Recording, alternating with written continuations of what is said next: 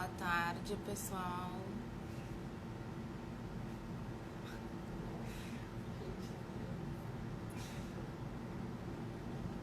Vamos esperar o professor João Paulo mandar o convite.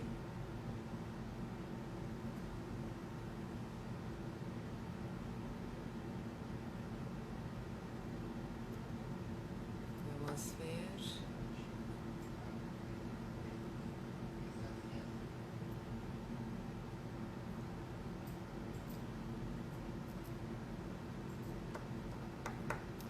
Vamos ver. Tem bastante gente.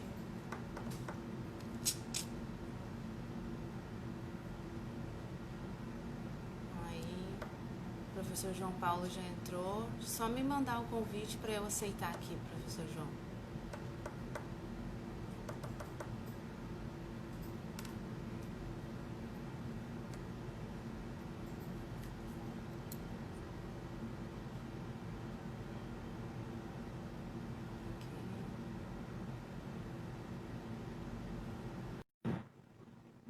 Acho que eu que enviei o convite, porque eu sou muito esperta. Ao invés de aceitar o convite, eu enviei o convite.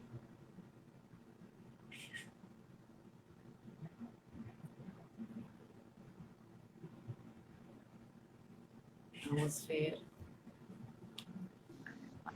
Sim. E aí, foi Oi. agora? Não, tudo bom? Tudo bom, Mara? Tudo certo? Tudo certo. Dia corrido, mas tá tudo certo. Que bom, eu imagino. Aqui também. Então, pessoal, para quem não me conhece, eu não apareço muito aqui. Eu sou a Maralina, faço parte da equipe da Lotec, o pessoal costuma me chamar de Mara. E hoje eu estou aqui para falar um pouquinho com o professor João Paulo Foster sobre direito probatório. Quem está nos acompanhando está vendo que já tem algumas semanas que o professor está com a gente aqui contribuindo, faz toda a expertise, o know-how dele com relação a esse assunto. E hoje eu estou aqui porque o assunto é carteira da OAB na mão, já sei tudo. Não, não sabe. Então, eu vou trazer algumas dúvidas aqui, conversar com o professor João. A gente vai fazer um bate-papo, já visto que ele vai falar mais que eu já disse para ele que eu não falo muito, porque eu sou um pouco tímida. Mas eu vou trazer alguns casos para ele, vou aproveitar para tirar umas dúvidas aqui. E é isso, eu agradeço, professor João, por mais uma vez estar aqui conosco. E você pode se apresentar, falar o que quiser de início, para quem ainda não te conhece. E aí, pessoal, então tá, Mara, é um prazer estar de novo aqui com vocês na Lotec, né? Eu sou advogado, né? Tenho já mais de 15 anos de atuação, faz 15 anos já que eu peguei minha carteira da OAB na mão. Sou professor universitário também, tá? Sou professor ali na Uniriter, na graduação e no mestrado em Direitos Humanos. Dou aula em vários cursos de pós-graduação. E tenho desenvolvido esse lado aí de conversar para ajudar na capacitação, né, Mara? De conversar um pouco sobre essas questões probatórias aí que aparecem volta e meia no processo. Exatamente. Então, quando eu me formei faz pouco, né? Por isso que eu tô aqui, me formei em dezembro do ano passado. E nunca vou compartilhar os meus anseios com relação ao direito probatório, porque na verdade a gente não tem na faculdade a prática, a gente não tem muito tempo para discutir essas questões e aprender, enfim, sobre. Só que a gente descobre isso depois que a gente está formado com a carteira da OAB na mão, que a gente vê que na verdade a gente não sabe nada e a gente começa a correr atrás do tempo. Falando a meu respeito, eu nunca tinha estagiado em escritório de advocacia, eu sempre fiz estágio em órgãos públicos e tal, que é bem totalmente diferente. E quando eu comecei a trabalhar aqui com a Luciana, eu comecei a sentir bastante dificuldade, porque eu percebi que eu não sabia nada de provas, né? Nada sobre. Aqui, com direito trabalhista, a gente recebe o cliente e o cliente diz: que documentos tu precisa? E aí tu para e tu não sabe dizer que documentos tu precisa, né? Enfim, e daí tu fica com toda aquela dúvida sobre o direito, enfim, né? O que a gente pode fazer, o que não pode fazer, e aí tu tem que estar ali na frente do cliente. Então é isso. E eu queria te dizer um caso. Eu não sei se tu quer falar da tua experiência e para depois eu te trazer alguns casos que eu quero aproveitar para te trazer. Pode ser, assim, deixa eu te dizer, vou falar muito rapidamente, assim, da minha experiência, depois acho que é mais legal a gente ficar em cima dos casos. porque para mim caiu muito a ficha, como eu te disse, eu peguei minha carteira da OAB já faz 15 anos, né? Na minha época lá não podia fazer o exame da ordem durante o curso, tinha que fazer sempre depois de formado. Então eu peguei a carteira, eu fui fazer, me formei em janeiro, fiz lá a primeira fase, segunda fase da OAB, e eu só consegui pegar a carteira da OAB em outubro. Então eu fiquei 10 meses sem poder advogar, né, auxiliando como bacharel ali na elaboração de peças, sempre sendo supervisionado e tudo mais, mas não pude atuar efetivamente como advogado. O fato é que esse tempo, que hoje não se tem, geralmente o pessoal sai da faculdade muitas vezes com a carteira na mão, ou logo depois, né, tem 3 exames da OAB por ano, esse ano foi completamente atípico, mas tem 3 exames aí por ano da OAB. A pessoa sai da faculdade, pega a carteira na mão e acha assim, bom, agora acabou, eu estou pronto. E ela ainda vai demorar um pouco para se dar conta de que aquilo ali não é o final, é o início. É o final de uma jornada da graduação, mas é o início da jornada profissional.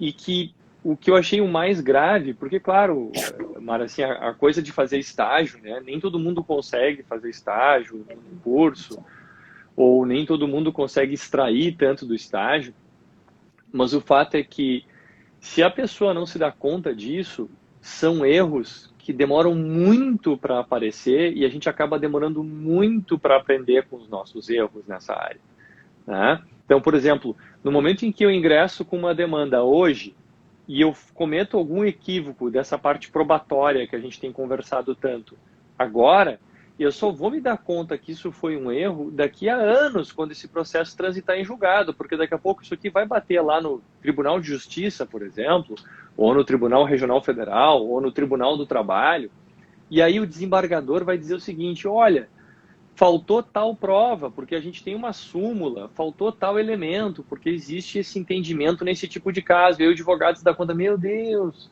eu anos atrás tinha que ter pedido uma coisa para o meu cliente e eu não pedi, né? E aí eu acho que isso foi uma das coisas que eu mais percebi. Como eu fiz estágio desde o segundo ano de faculdade, tá? O primeiro ano eu não fiz estágio, tá? Tive um ano sabático ali de entrada de faculdade. Mas depois do segundo ano eu fiquei realmente fazendo estágio, eu nunca mais parei. E eu peguei um currículo que era 6 anos na época lá na PUC.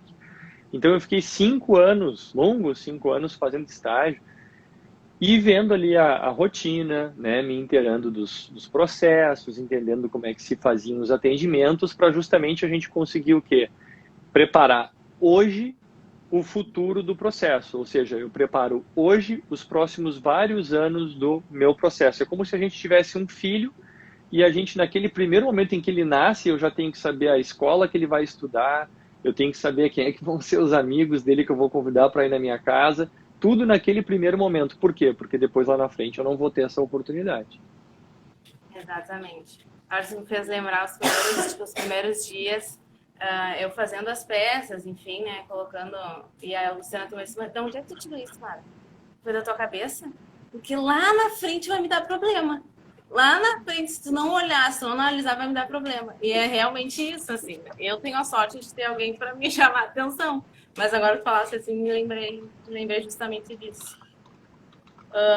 Eu vou te trazer, eu tenho 3 casos para te perguntar, 3 casos para tu conversar aí com a gente e dar o teu parecer. Eu me senti bem mal nesses últimos dias, no tempo que a gente recebeu uma cliente aqui no escritório, e ela veio bem abalada dizendo que tinha sofrido assédio moral da ex-empregadora dela. Ela tinha passado no concurso, tinha dito que não ia mais trabalhar e avisou, enfim, a empregadora, e a empregadora ficou bastante brava com ela, né? Diz ela, passando para nós a informação, dizendo que chamou ela de tudo, de mentirosa, de preguiçosa, não sei o que, chamou ela de um horror de coisas. E ela com os olhos cheios de lágrimas, né? E aí a gente pergunta, tá, tudo bem, a gente entende, tal, e o que tu tem de provas, assim, alguém viu, tem testemunha? Não tinha ninguém perto, ninguém viu. Então, e a gente fica de mãos atadas, porque a gente até, claro, que a gente tentou conversar com a empregadora, enfim, mas não tinha prova, não tinha nada que a gente pudesse. E o assédio moral, ele é algo que me causa bastante curiosidade, assim, justamente pela dificuldade que é de provar. Só que a gente sabe que pode ter acontecido um abalo muito forte na pessoa, né? E ela não tem nada para demonstrar, né, isso.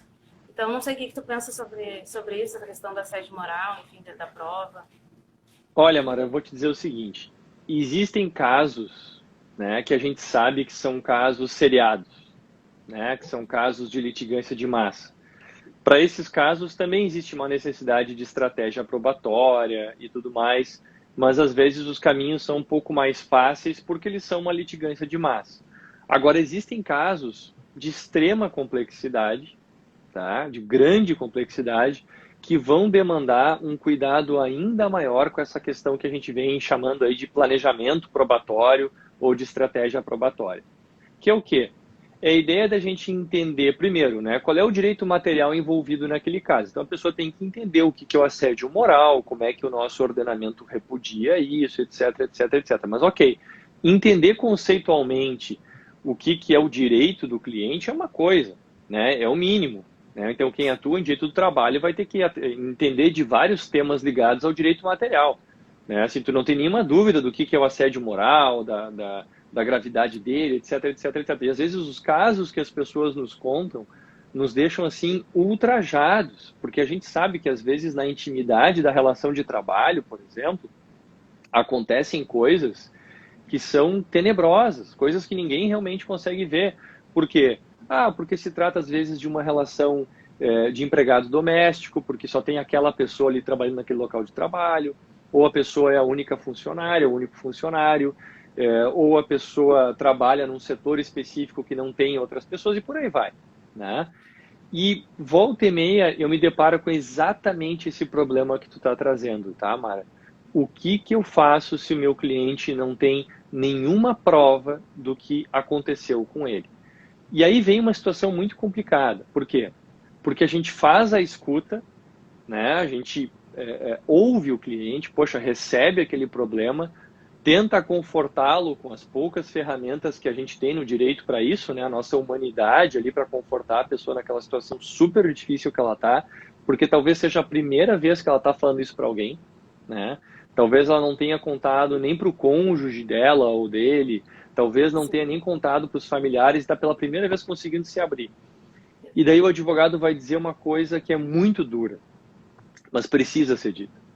Tu tem como provar isso, né? E aí a pessoa fica assim, não, mas eu não tenho prova, mas a situação é trágica. Olha, doutor, o senhor não está, a senhora não está me entendendo.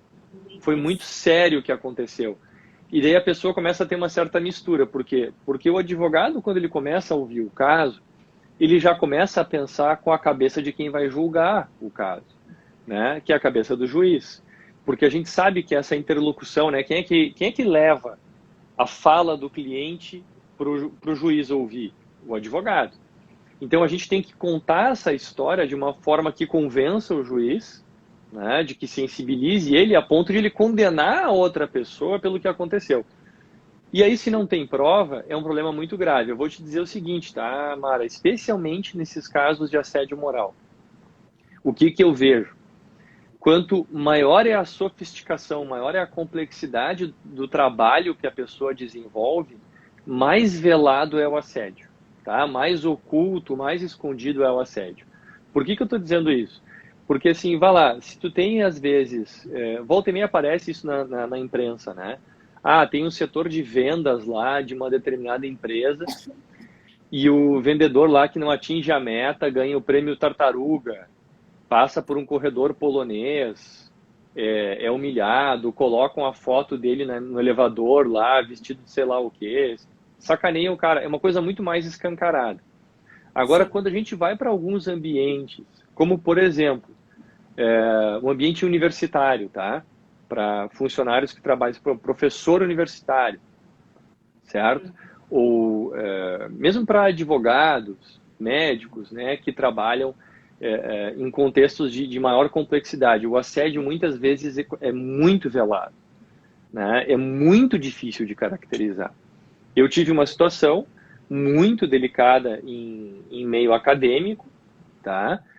Na qual esse professor ou essa professora foi removido da sua função original, né? Colocaram em outro departamento, tiraram uma turma, tiraram outra, começaram a esvaziar as funções. Tudo isso a gente olha às vezes para a convenção coletiva, tem um motivo lá para fazer isso, né? A pessoa tinha lá 10 orientandos de TCC, 20 orientandos de TCC, passou a ter um ou dois. Ou então os alunos começam a trazer a fala, o fulano lá, coordenador, diretor, disse agora que o senhor ou a senhora não está mais orientando. Pô, mas eu estou orientando. Né? Então começa a ver de uma forma muito mais escondida, né? Muito mais velada, como eu disse. Então o assédio moral é muito complicado, muito complicado. O que a gente costuma fazer nesses casos, eu faço aqui no escritório, é tentar entender bem, né? O que aconteceu. Às vezes as pessoas hoje já estão começando a se adiantar e a se antecipar e muitas vezes estão gravando, né, as conversas que tem. Isso é uma coisa que a gente pode até falar, né? A gravação que eu faço, certo? Imagina que eu estou falando lá com o meu empregador, eu estou falando com o meu colega de trabalho, meu superior. Eu vou te interromper rapidinho, porque a Luciana tá me dando oi. Oi, Mara, bem. E pra ti também, né? Tá aqui do meu lado, ela tá te dando oi também. Tá bom, oi, Luciana, tudo bom? Então, assim, ó, o que eu vejo? Eu vejo que muitas pessoas já estão desenvolvendo essa situação, esse hábito de gravar. Oi, Luciana, tudo bem? Que bom que você está me dando oi também. Então, assim, eu vejo que as pessoas estão começando a gravar. E se fica com muita dúvida, né, Mara? Porque, assim, o pessoal vê seriado, Netflix, não sei o quê, aquela coisa, assim, de justiça americana, né? Aqui pode gravar, lá não pode gravar o cara. Qual é o entendimento que a gente tem no Brasil sobre isso? Dá para gravar uma conversa? Dá. Eu posso gravar qualquer conversa da qual eu participe. Eu não posso deixar meu celular aí na Lotec, por exemplo, tá aí a Mari e a Luciana estão conversando. Eu vou lá, eu vou sair da reunião e vou sair para o almoço. Eu vou deixar meu celular ali gravando e faço uma gravação ambiental de uma conversa que eu não participo. Isso não é admitido, tá? Agora, as conversas que eu tenho, o meu chefe me chamou lá para uma reunião, né? O meu superior lá me chamou para uma reunião. Posso gravar essa conversa? Pode. Não, mas tem que avisar que está gravando. Não, não precisa avisar que está gravando. É um direito da pessoa gravar a conversa.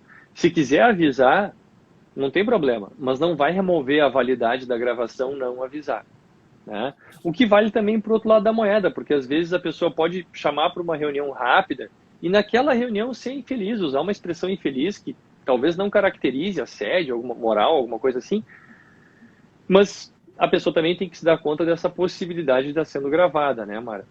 Mas eu te diria assim, nesses casos em geral de assédio moral, tem outro complicador ainda que a gente pode pensar, que é a questão da prova testemunhal, tá? Porque geralmente quem é que vai acompanhar isso? Daí essa cliente aí que tu mencionaste, esse cliente, talvez diga assim, mas tinha um colega meu de trabalho junto, né? Será que esse colega de trabalho que está empregado nessa mesma empresa vai chegar lá na frente numa audiência de instrução e vai realmente dizer que viu tudo aquilo? Ou até nem vamos pensar, tá, Mara? Talvez tu até já tenha visto isso na tua experiência. Nem vamos pensar que a pessoa está mal intencionada e vai mentir, tá? Sim. Mas pensa assim, com os processos que vocês estão entrando hoje aí no escritório, quanto tempo está demorando para sair, em alguns casos, uma audiência de instrução para ouvir testemunho? Né? Meses, talvez na justiça civil pode demorar anos. Daí a testemunha não vai nem se lembrar, entende? A pessoa vai estar num outro momento de vida. É muito complicado. Eu acho que... Luciana, uma vez na Justiça do Trabalho, um advogado tirou fotos de mim instruindo a parte, e eu não estava. Veio, me mostrou a câmera e eu pedi. Doutora, me achei meio gorda nessa foto, pode tirar a outra? É bem a cara da Luciana. É bem a cara da Luciana. Isso é importante. Desculpa, pode falar, Mara. Não, é que tu falasse dessa questão de gravação, e a gente teve um caso justamente de assédio moral no trabalho, e que tinha gravação, né, das reuniões e tal, e a gente tinha a degravação de todas as reuniões e tal, é bem interessante. E eu tinha essa dúvida, realmente. Muitas pessoas já tinham me perguntado, eu preciso estar junto? Não preciso. A gente fica naquela dúvida, se precisa, não precisa. Então, Bem interessante. Não. A pessoa tem de te gravar a sua conversa, né? Eu não posso, por exemplo, ser chamado lá pelos meus superiores para, por exemplo, uma avaliação de desempenho, tá? Daí as pessoas querem me dar o retorno. Eu posso gravar o feedback lá, a conversa que eles estão tendo comigo desse retorno? Posso Uhum. gravar. Coloco meu celular, eu tenho esse direito, tá? Isso não é agir de má fé, nada, né? Porque não existe a possibilidade de essas pessoas adotarem uma conduta abusiva, entendeu? Nessa reunião, e aí reclamarem que estão sendo gravadas. Não, mas só um pouquinho. Tá errado, não Sim. pode ter a conduta abusiva, ponto final. Então eu tenho o direito de ter acesso a essa prova. O que eu não posso fazer, e aí realmente a jurisprudência não admite, é eu pegar e esquecer o meu celular gravando lá dentro e ver o que eles falaram depois que eu saí. A partir daquele momento ali a prova se torna ilícita, tá? Não é mais adequada. Mas vou te dizer assim, Mara, o posicionamento, o entendimento até do STJ, não dá para consultar porque o site está fora do ar, foi hackeado e tal. Acho que deve estar voltando aí por esses dias. Mas o posicionamento pacífico do STJ é que essas conversas que a gente participa como interlocutores podem ser gravadas, tá? Podem ser gravadas. E aí, esse caso que a Luciana trouxe é um caso interessante para a gente pensar também. Por quê? Porque em alguns locais também não dá para imaginar que a gente tem direito à privacidade, certo? Como locais públicos, por exemplo. Esse caso que ela está comentando aí, que, sabe, é muito comum, né, na Justiça do Trabalho, por exemplo, na Justiça Civil também, enfim, é muito comum as pessoas chegarem ali e ter as testemunhas do reclamante, da reclamada, do autor, da autora, do réu, da ré, e todo mundo ficar conversando ali. Às vezes são pessoas que não se veem há tempo, né, às vezes estão conversando de futebol. Eu costumo, né, para dar uma aliviada, porque fica um clima muito pesado antes da audiência, e às vezes pode ser uma audiência super simples, mas o clima fica pesado. Às vezes eu converso de futebol, e aí, como é que foi? É gremista, é colorado? Converso ali para dar uma aliviada no clima, né, Mara? E a gente conversa ali e de longe as pessoas vão ver que estão conversando. Claro que estão conversando, nós somos seres humanos, né? Eu vou interagir com a pessoa, né? Eu vou interagir. E sabe que teve uma coisa engraçada, teve uma audiência que eu fiz, isso já faz um tempo, e eu estava conversando com as testemunhas ali fora, eu estava com o autor, e chegaram as testemunhas, um era vizinho do condomínio, se conhecia, aquela coisa toda, e é, eu estava ali conversando, e aí os advogados entraram em audiência. Essa situação que a Luciana relatou me lembrou de um caso que aconteceu comigo. Entraram em audiência, e o advogado disse que eu estava instruindo a testemunha. Tá? Veio com essa conversa que eu estava fazendo instrução de testemunha.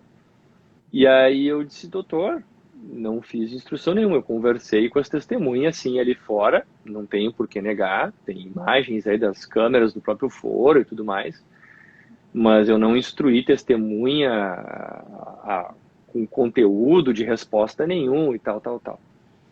E aí chamaram a testemunha, e a primeira coisa que o juiz perguntou assim, o doutor lhe instruiu a dizer alguma coisa ali fora? E a testemunha disse sim, me instruiu. E eu estava muito tranquilo, né? E aí o juiz, assim, deu o advogado do réu, disse, viu, disse, assim. Eu disse, doutor, deixa eu terminar de responder. O que ele instruiu a dizer? Ele pediu que eu dissesse a verdade. Poxa, sabe? É ridículo. Então, eu vou dizer isso, né?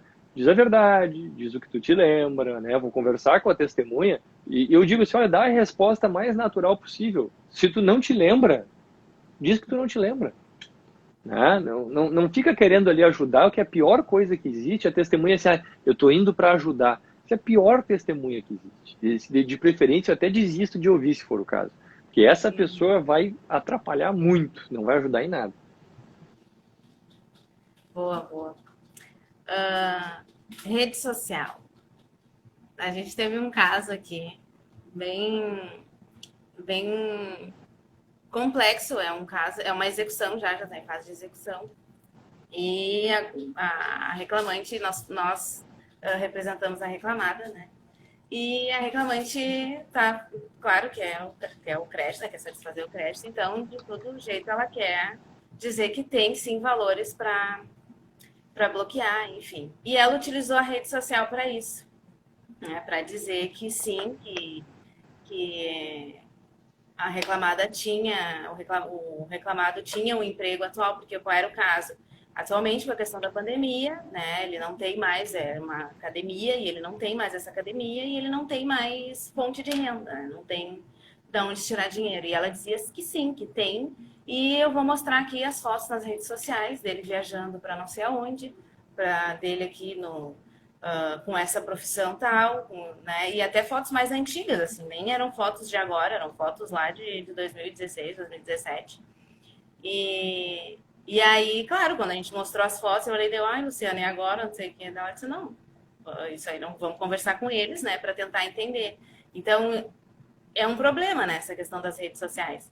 Porque teve também uma audiência depois de conciliação e a reclamante, né, repisava e dizia, não, tem sim, porque eu vi fotos na rede social viajando, isso e aquilo, tem dinheiro, tem. E ficou naquela coisa, tem dinheiro, não tem a foto no WhatsApp, no Facebook. Então, o que tu conta para nós sobre essa questão da rede social, né? Que até o WhatsApp hoje também é utilizado como as conversas, enfim, prova. Rede social é um problema, né, Mara? Rede social é um problema. Eu vou também fazer uma pausa e ó, vou dar um oi, uma boa tarde para o Marcel, também que está nos vendo aí, para o Felipe, né? Queridos aí, Marcel e Felipe, também um abração para vocês. Mas rede social, Mara, rede social é um tremendo problema. O Renan aí, meu querido, também ex-aluno, chegou atrasado como na aula, mas era um excelente aluno, viu? Devo dizer, excelente aluno. E está atuando bem aí, que eu acompanho também pelas redes sociais. Mas é isso, né, Mara? Assim, as redes sociais são um grande problema. O que acontece? Muitas vezes a gente não tem essa visão assim, poxa, eu vou olhar o perfil do meu cliente. Às vezes o cliente nem traz isso como sendo algo importante. Às vezes o cliente usa até outro nome nas redes sociais, o que torna tudo muito mais difícil de saber. Mas o fato é que o advogado tem que incluir isso na forma como ele pensa para alguns casos.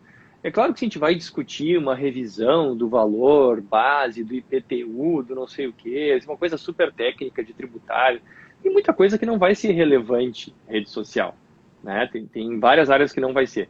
Mas eu sei que tem casos assim, por exemplo, previdenciário, né? A pessoa está em auxílio, né? Ou até no registro de trabalho também, né? Alega lá acidente de trabalho, né? A pessoa diz que desenvolveu uma doença ocupacional em função de alguma situação. Tem uma certa frequência, né? Eu sei que vocês têm uma atuação super focada no registro de trabalho, mas muitas vezes tentam se fazer esse nexo, né, entre algumas doenças e relação com a ocupação, né, para ver se tem um nexo de causalidade, por exemplo, depressão, né, e a pessoa tem uma rede social que ela posta lá uma foto sorrindo, né, e aí vai lá a outra parte diz assim, olha aqui, ela tá sorrindo, ela não tem depressão, né, é muito idiota isso, porque, claro, bom, eu também entendo o outro lado, que a pessoa quer usar o material que tem.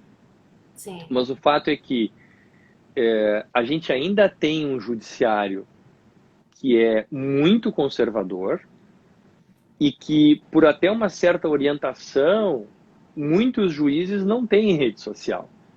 E muitas vezes, quando tem, não sabem usar muito bem também. Né? Por quê? Porque não estão tão antenados, não é bem da geração deles, né? Não tem o hábito, querem se preservar. Ok, não tem que saber tudo de tudo. Mas o problema da rede social, Mara, é que entra naquelas ideias de uma situação que a pessoa acha que sabe o que está acontecendo e, na verdade, não sabe. Né? Por quê? Porque as pessoas, né, é da própria genética, assim, da própria ideia da rede social. Todo mundo só posta coisa bacana. Claro, Né? sim. Ninguém posta lá assim, saindo da audiência do divórcio, perdi tudo, tô ralado, não tenho dinheiro nem pro Uber. Ninguém posta isso. Né? Ninguém posta, fora uma que outra pessoa aí que talvez faça isso, mas ninguém posta isso, assim, uma coisa desastrosa. Então a gente olha para as redes sociais, está todo mundo bem. Nas redes sociais ninguém precisa de AJG.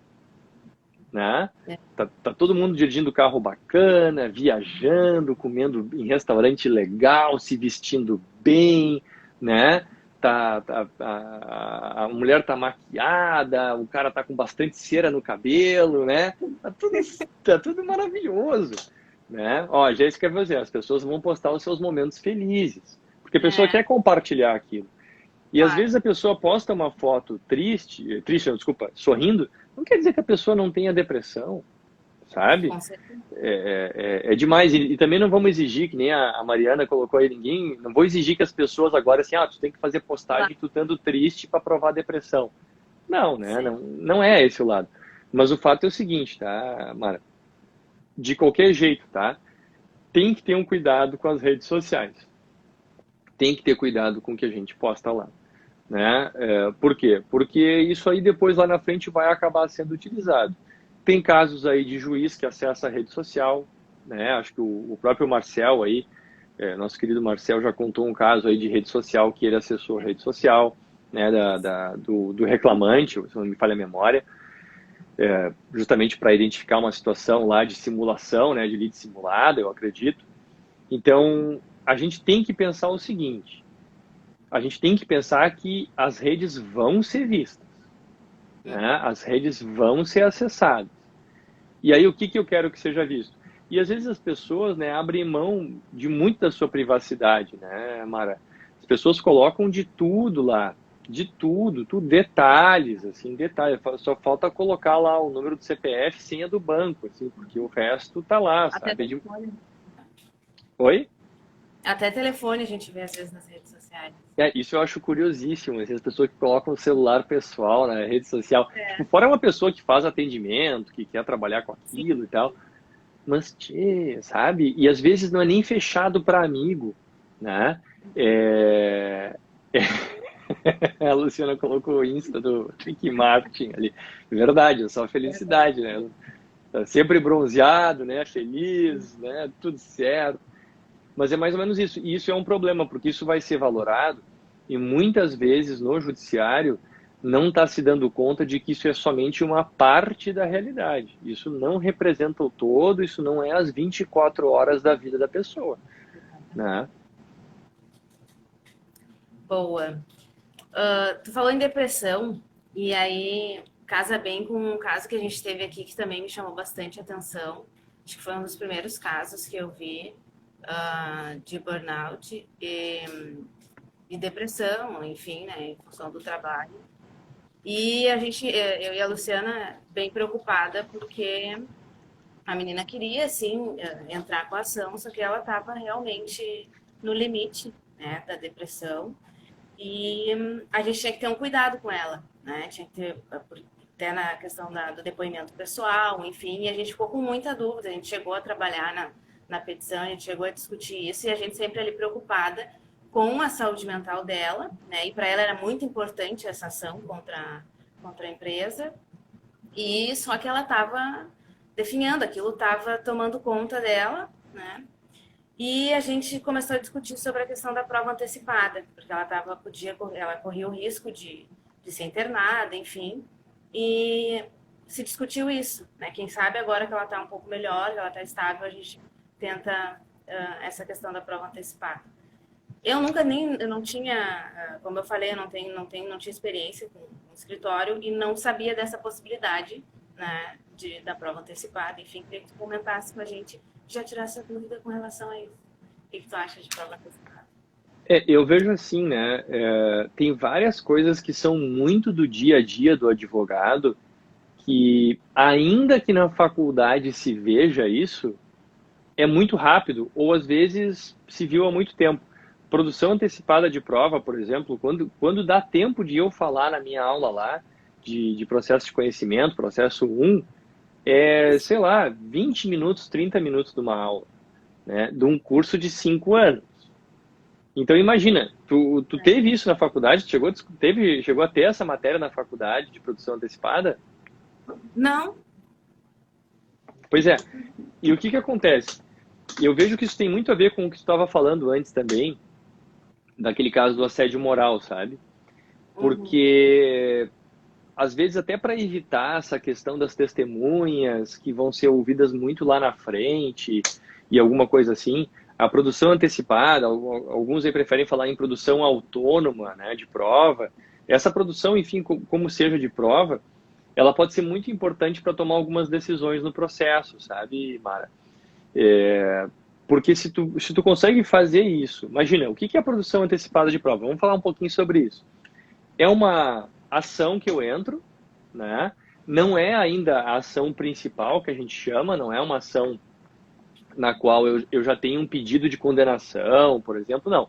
Eu entro com uma ação para preparar uma demanda ou para preparar uma negociação ou para preparar a minha desistência, o fato de que eu nem vou entrar com a ação judicial porque eu não vou ter como provar, né?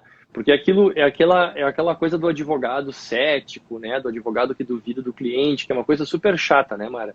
Como tu disseste, tu tem às vezes um caso de uma pessoa que está, né, como nessa situação de burnout, a pessoa está no limite, a pessoa está com muita dificuldade e às vezes tu tem até um certo receio de tu chegar e começar a bater muito ali na dúvida, né, da questão que a pessoa diz, pô, mas nem meu advogado acredita em mim, né? E aí a gente fica nessa situação. Mas o que acontece com essa produção antecipada? Eu posso ajuizar uma demanda, posso propor uma ação no judiciário, então, só para produzir prova, tá? Só para produzir prova. E aí eu vou fazer o quê? É um pouco assim, ó, de botar as cartas na mesa, entende? De tentar ver o jogo que a outra parte tem, o que dá para produzir, para talvez até viabilizar uma negociação, né? Nesse caso do caso é ótimo, né? Mas nessa situação que tu falou aí do assédio moral, poxa, se não tem prova, a gente tem que pensar em várias estratégias, tem que pensar vários caminhos para serem seguidos, né? Vocês, pelo que eu entendi naquele caso lá atrás, optaram por uma negociação, né? Sim. Extrajudicial. Talvez seja uma boa justamente porque a gente já vê ali que o terreno num processo judicial seja talvez um pouco frágil sem ter todos os elementos de prova que a gente gostaria. Não tem testemunha, não tem documento, não tem gravação. Agora, esse caso que tu está referindo do burnout, como também ele é um estado da pessoa, né? É uma coisa que hoje está e amanhã pode não estar, né? Daqui a pouco a pessoa é demitida e vai para outro emprego e vai... Daqui a pouco até muda o projeto de vida dela, quer ir embora do país, sei lá. É importante registrar aquele momento, né, Mário? Então, a produção de prova de forma antecipada, aí ela tem essa grande vantagem. Ela pode cristalizar essa prova aí, né, evitando que ela se perca depois, até para ouvir alguém que está acompanhando o caso, até para se realmente ver o que está acontecendo. E organizar o processo futuro.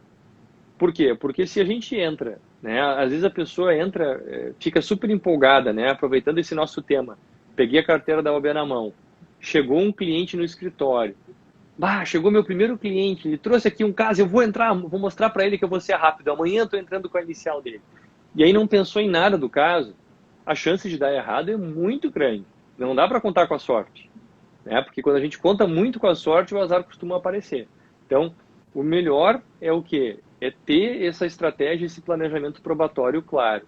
É a pessoa olhar e entender o seguinte, olha, quais são as opções que eu tenho aqui na mesa para chegar no meu resultado. O que eu quero para mim e para o meu cliente? Eu quero a vitória, né? Qual é o caminho que eu vou atingir a vitória no processo? É através de uma estratégia, de um planejamento probatório muito claro. É que nem tu dizer o seguinte, tá, Mara, para fazer uma comparação, porque é muito diferente falar em planejamento probatório, é uma coisa que as pessoas seguramente não escutaram na faculdade. Para fazer um paralelo, é que nem dizer o seguinte, imagina que um médico, ele tem um paciente que está com uma dor na barriga e ele, ao invés de pedir um exame de imagem, ele diz, vou te levar para a cirurgia, vou te abrir e vou ver o que tu tem. Né? Entrar com uma ação judicial sem pensar na prova é que nem um médico abrir um paciente sem ter nenhuma imagem do que tem lá dentro. Vamos descobrir mexendo. Tá? É mais ou menos essa a ideia. Quando eu entro com uma ação judicial e eu não tive um momento para parar e pensar, um planejamento probatório, como eu quero, o que eu preciso para vencer, para obter a vitória naquela demanda, a chance de dar errado é muito grande. Né? Vamos abrir para descobrir o que tem dentro. Né? O processo não é que nem uma pinhata aí cheia de doce que tu quebra para comer bombom. Né? É uma coisa bem mais complicada do que isso. Por quê? Porque tem sucumbência, né? Sim. O advogado vive muito dessa propaganda boca a boca. Então, poxa, o cara que recém pegou a carteira da OAB na mão, ele não quer que o primeiro processo que ele tenha seja uma derrota na justiça, né? É, Eu vejo aí muitos ex-alunos meus, alguns participam das lives, eu acho super bacana e tal. Muitos alunos meus postam fotos super orgulhosos. Ah, consegui eliminar, sentença de procedência, né? Olha, foi julgado o recurso, foi dado provimento ao meu recurso e tal. Pô, que bacana, eu fico super orgulhoso quando eu vejo isso. Mas eu sei que muitos também não vão postar, né? Como a gente estava falando agora há claro. pouco, não vão postar as derrotas. E aí Sim. vem aquela reflexão.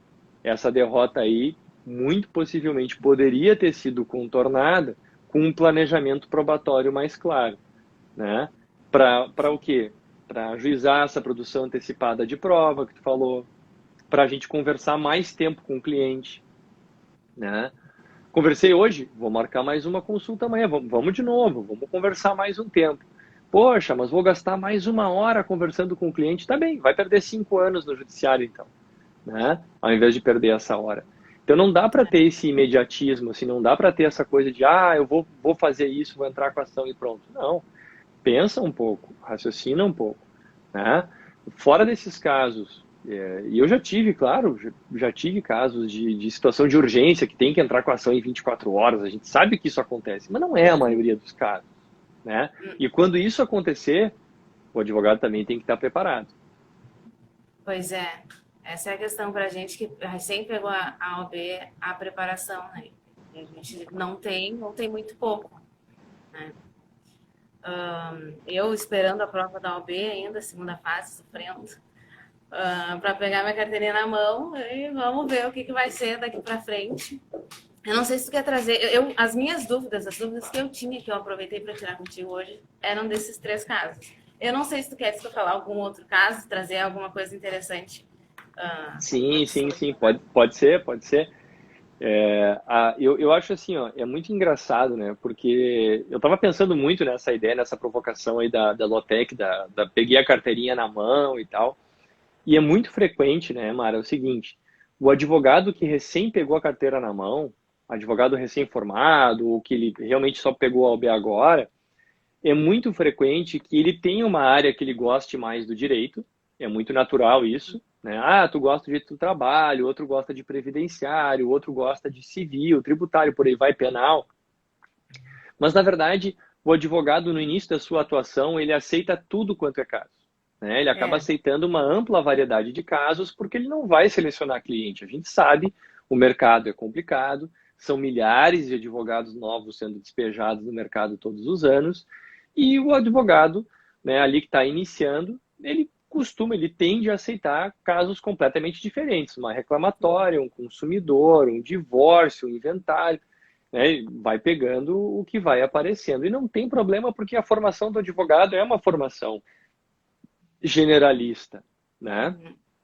O que o advogado tem que se dar conta é que existe algo que vai unir todas essas situações diferentes, que é o planejamento probatório. Que é a ideia de que, quando chega um cliente para mim, seja ele da área trabalhista, seja da área criminal, seja da área que eu gosto muito, né, a área de erro médico, seja da área que for, todas as áreas do direito, quando a gente vai falar em processo, quando a gente vai falar em judicialização, elas têm algo em comum, que é o planejamento probatório. Então, é um chão comum para tudo, né? Que nem na faculdade tem aquelas cadeiras lá de teoria geral, né? Teoria geral disso, teoria daquilo, que são pré-requisitos para a gente ir adiante no curso. A ideia de planejamento probatório é um pré-requisito para ir adiante em qualquer processo, né? Então, eu posso aplicar essa ideia quando eu tenho uma reclamatória trabalhista, eu posso aplicar essa ideia quando eu tenho lá uma ação de erro médico, eu posso aplicar essa ideia quando eu sou réu. A gente fala muito, né, Mara? A gente falou hoje aqui basicamente na visão do autor, né? Mas é a gente verdade. também poderia trabalhar isso muito na visão do réu. Ou seja, eu, advogado do réu, poxa, me procurou um réu. Isso é outra coisa super importante do advogado ter isso planejado, né? Por quê? Porque se ele não quer recusar cliente, né? Nessa ideia de recém peguei a carteira da minha OB na mão, e mesmo advogados já tarimbados não tem por hábito ficar recusando o cliente, né, aleatoriamente, tem que saber o seguinte: quando o réu te procura, ele já te procura com aquele prazo de 15 dias ali para contestar, prestes a abrir, né? Ou talvez o prazo seja um pouquinho diferente, porque vai ter audiência, né? Depende da área do direito que a gente pegar. Então, essa ideia de planejamento dá na mesma. Se a gente tiver uma clareza do que a gente precisa para ganhar um processo, para obter a vitória, seja autor, seja réu, o caminho do advogado fica muito mais fácil, certo? Porque senão o que acontece, Mara? O que eu costumo dizer até para os meus alunos da graduação, né? É muita matéria, um caminhão, e daqui a pouco eu largo assim, digo, pessoal, o negócio é assim, vocês têm que se dar conta. Estou recebendo o WhatsApp aqui do advogado que trabalha comigo, está me perguntando um troço. A gente não pensa o prazo quando o prazo está aberto. A gente já sabe o que a gente vai fazer no prazo muito antes do juiz ter aberto ele, muito antes da gente ter sido intimado. Entendeu? Então, quando sai aquela intimação, só para dar um exemplo, né?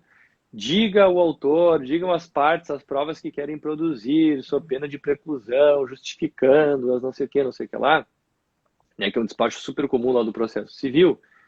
Não é nesse momento, depois que já teve inicial, contestação, réplica, não sei o que, não é nesse momento que eu vou deixar para pensar o que eu preciso provar para ganhar o meu caso, né? Sim. Ó, a Adriele, minha aluna, está mostrando que eu não minto, ó. Eu falo sobre isso nas aulas. Que é exatamente isso, entende? Naquele momento eu tenho que ter toda aquela visão. Nas aulas eu costumo até desenhar para os alunos, eu faço um fluxograma de todo o processo. Eu vou da inicial até o trânsito em julgado lá no STF, Mara. Mostro tudo, assim. E digo assim, olha, eu dou um zoom, assim. Olha esse momentinho aqui, que é a produção de provas, que vai afetar, né, o pedido de produção, que vai afetar todo o processo. É nesse momento que vocês vão deixar para pensar em prova? Tá? Não, isso tem que ter sido discutido com o cliente, isso tem toda uma estratégia, toda uma organização por trás disso. Eu Né? tô chateada agora, porque eu não tive uma aula assim, João. Eu não tive, eu tô hashtag chateada. Eu vi que a Luciana tá protestando aí também. Assim, mas eu não tive mesmo. Fiquei chateada agora. Não, mas Mara, não fica chateada, porque assim, ó, ninguém teve, entendeu? Mesmo eu fazendo essa provocação em sala de aula com os meus alunos, eu não tenho tempo, por causa do currículo engessado da graduação, de falar tudo que eu gostaria, de compartilhar tudo que eu tenho dessa prática já de 15 anos de advocacia e mais de 20 aí no direito, né? Contando o tempo de estágio, né? Tem que contar o tempo de estágio também. Mais de 20 no direito. Eu queria poder compartilhar muito mais com eles, né? Mas não dá porque eu tenho que andar. Tem coisas ali que eu não posso perguntar na prova para eles. Ei, pessoal, quando é que a gente pensa a estratégia processual? Porque isso é uma coisa muito minha, né? Não é do conteúdo. Então ninguém teve isso na faculdade, entende, Mara? E é importante buscar essa capacitação fora. Por quê? Porque quem faz estágio está ali recebendo o pedido do seu advogado com o qual trabalha, para fazer um prazo. Olha aqui, ó, João, Mara, faz para mim esse prazo aqui, faz essas razões aqui de ordinário, né? Tem essa cláusula no teu contrato, Mara, só para eu saber? Eu não tô entendendo também. A gente tá aqui, o ciúme é grande aqui, não dá. Tá bem. Ó, a Carol ali tá dizendo, ó, por isso tem que complementar com as lives, viu? É isso aí, Carol. Não só com as lives, hein, Carol? Vou te dizer, não só com as lives, tem que ir atrás, por quê? Porque realmente não dá tempo. A gente acha assim, uma aula de 3 horas passa voando, eu tenho que ver o conteúdo, né, que é me imposto, né, por uma questão regulatória, e um monte de coisa que a gente tem para falar, para dividir de experiência, são assim pequenos momentinhos da aula. O ideal é o quê? Montar uma estrutura só para falar disso, entendeu? Por isso que a gente está aproveitando muito essas lives, né, Mara? Para a gente poder conversar e tirar essas ideias. Eu adorei que tu trouxe essas dúvidas hoje, porque é mais ou menos isso. Imagina que legal. A ideia de tu poder, imagina, tá? A ideia de tu poder pegar e perguntar para alguém, francamente, assim, numa boa, olha, o que tu faria nesse caso? Por quê? Porque muitas vezes as pessoas com quem tu tem intimidade para fazer isso são teus colegas de faculdade, que têm, né, o mesmo conhecimento que tu. Muitas vezes, quando tu está no escritório lá que tu fez estágio, que eu comentei, o advogado não compartilha esse planejamento probatório, porque é uma coisa que ele já fez e ele não vai ter tempo ali de ensinar para o estagiário dele. Né? Não há tempo. Mesmo para quem é advogado júnior no escritório, a estratégia do caso é tratada numa reunião lá com o cliente e tal, e o advogado recebe só a missão ali do prazo daquele dia. Né? Então é complicado. Ó, olha que legal, a advogada Bianca Braga, ela estava confeccionando a primeira ação de produção antecipada de prova e estava com dúvidas. Se quiser fazer alguma pergunta aí, Bianca, fica à vontade. A gente tem alguns minutinhos ainda, seria um prazer enorme te responder. Então, basicamente é isso, sabe, Mara? Eu acho que o grande passo dessa nossa conversa e dessa provocação aí que a Lotec fez, do peguei a carteira na mão e tal, é se dar conta que é preciso saber mais, entendeu? Exato. Que a graduação não foi o final, que a graduação não deu todo o conteúdo que poderia ter dado e que essa capacitação fora é importante. E aí eu digo, muita gente me pergunta se deve fazer pós-graduação, né? Ah, devo fazer uma pós, um lato sensu, uma especialização, né, como o pessoal diz. Eu digo assim, bom, depende, o que que tu quer? Tu quer um título? Quer um título de especialista numa área? Uma pós-graduação, claro, vai ser importante. Um aprofundamento numa área, uma coisa assim. Ah, não, olha só, Forster, eu tenho uma dúvida sobre produção antecipada de prova. Por exemplo, que nem o caso da Bianca. Eu disse, não, mas tu não vai fazer uma pós-graduação para aprender isso. Né? Em um ano e meio de aula, o professor vai falar sobre isso 20 minutos numa aula e vai sair super frustrado, né? Hoje é o assunto nossa, que eu me matriculei nesse curso para fazer, nossa, um ano e meio de aula, que inferno, mas hoje vai ser o dia que o professor vai falar do tema que eu queria. Daí o professor vai lá, fala 20 minutos, já muda de assunto, não sei o que. Então, assim, meu Deus, que decepção! Agora eu tenho mais um ano de curso pela frente ainda e não aprendi o que eu queria. Então é muito melhor ir numa coisa mais focada, se esse é o objetivo, né? Para aprender lá esse elemento aí diferenciado. Show. Eu quero te agradecer, realmente, assim, a Luciana, mas eu adorei fazer essa live mesmo. Gostei bastante. Estou me sentindo super à vontade. É uma honra estar aqui falando com o professor João Paulo Foster, tirando minhas dúvidas. Obrigada mesmo por essa oportunidade, por estar aqui com a gente de novo numa live. E é isso, eu agradeço as pessoas que ficaram aqui conosco também, comentando e agradecendo. Eu não sei se pode falar, fica à vontade. Tá bom, Mara. Não, eu que agradeço, tá? Eu que fico honrado aí com mais esse convite da Lotec. É um prazer imenso falar contigo. Muito bom te ouvir também. Olha, na próxima, a gente vai fazer mais uma live junto, hein? Já tô me convidando e eu quero fazer contigo. Eu quero que tu fale mais, hein? Eu quero ouvir mais da tua experiência, hein, Mara? Porque eu tenho certeza que tu tem outros casos aí cabeludos que tu pode trazer também e a gente pode dividir. Mas te dizer mesmo, viu? Um prazer imenso falar contigo. Gostei um monte, fico aí às ordens, tá?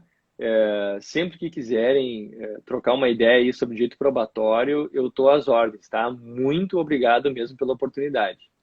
Tá bom, muito obrigada. Então vamos fazer de novo, vamos conversar então, tá? Então tá bom. Beijo, pessoal. Obrigada por acompanharem. Até a próxima. Valeu, pessoal. Até.